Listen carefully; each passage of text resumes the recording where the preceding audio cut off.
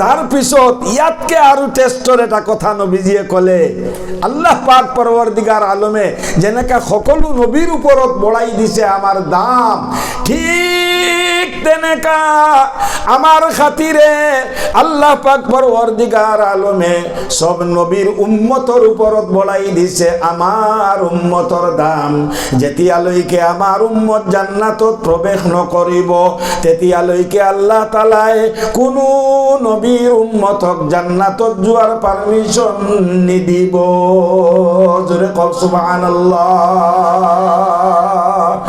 প্রথমে মোর নবীর উম্মত জান্নাতত যোৱা আৰু বাকি সবে বহি চোৱা, ইহঁত যোৱাৰ পিছত তোমালোকক মই কম আহা বা যোৱা, তেতিয়া তোমালোকে যাবা। আগতে মোর নবীর উম্মত মোর হবিবর উম্মত তোমালোকে জান্নাতত যোৱা। মোর ভাইসকল সব সাইটত আল্লাহ তাআলাই বড়াই দিছে আমার দাম, আৰু আল্লাহ জনাই দিছে তোমালোকে কৰি যোৱা মোর হুকুম মোর নবীর তরিকা মতে মই দিয়া দৈনন্দিন জীবনের কাম।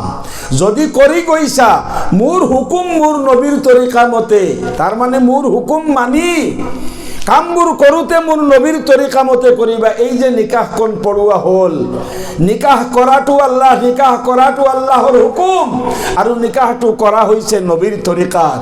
এই ঠিক তেনেকা সকলো কাম কৰা তোমালোকে আল্লাহর হুকুম মতে আৰু নবীর তরিকা মতে। কামটো আমি কৰিয়েই আছো, কাম নকৰিলে আমার নহয়। আল্লাহ আমার যাক যি কাম দিছে, কাবাক বেপার দিছে, কাবাক চাকরি দিছে, কাবাক বেলেগ কোনো কাম দিছে, খেতি বাতি দিছে, যাক যি কাম দিছে আমি কাম কৰি আছো। কিন্তু আল্লাহ তাআলাৰ কথা হল তোমালোকে কৰি যোৱা কামখিনি কৰোতে মোৰ হুকুমবোৰ তোমালোকে ফলো কৰিবা। ফজিৰৰ নমাজ নপঢ়াকে হাল বাবলৈ নেযাবা, হালৰ কাৰণে জোহৰৰ নমাজ কাজা নকৰিবা, আৰু পথাৰত খেতি বাতিৰ কাৰণে আচৰণ নমাজ কাজা নকৰিবা। তোমাৰ দুনিয়াৰ কোনো আয়াসিৰ কাৰণে বা দুনিয়াৰ কোনো ব্যস্ততাৰ কাৰণে মাগৰিবৰ নমাজ কাজা নকৰিবা। এলেহুমেন মানে তোমাৰ গাত দুর্বলতা আইছে, গোটেই দিন বাগৰিছা, বাগৰ লাগি যোৱাৰ কাৰণে ইশাৰ নামাজ কাজা নকৰিবা, টোপনিৰ কাৰণে আকৌ ফজিৰৰ নমাজ কাজা নকৰিবা।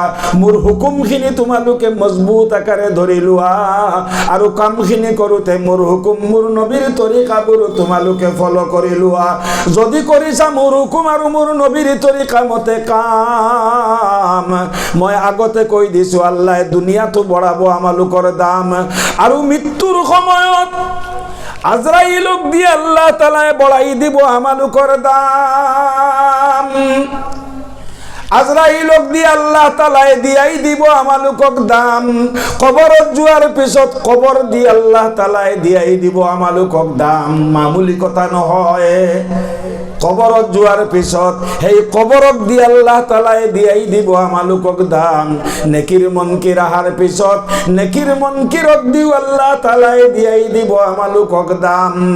ময়দানে মাহশৰ যেতিয়া মূৰৰ ওপৰত সূৰ্য হ'ব, ভৰিৰ তলত তাম্বাৰ জমিন হ'ব, নবীজিয়ে ফৰমাইছে গুনাহগাৰ বান্দা সকলে যেতিয়া জমিনত ভৰি দিব তেতিয়া গৰমৰ কাৰণে মগজু এনেকা উতলিব যেনেকা হাড়িৰ পানীত শব্দ ওলায় ভুৰ ভুৰ কৰি, তেনেকা মগজুৰ পৰা শব্দ ওলাব।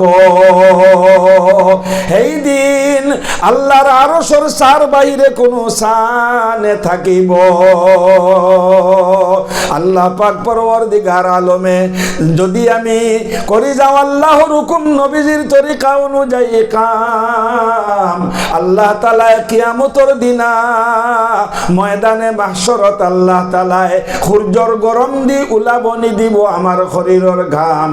আল্লাহ তেওঁৰ আরশের সার তলত আমাক জাগা দান করি দেখাই দিব আমার দাম। হুজুরে কওক সুবহানাল্লাহ।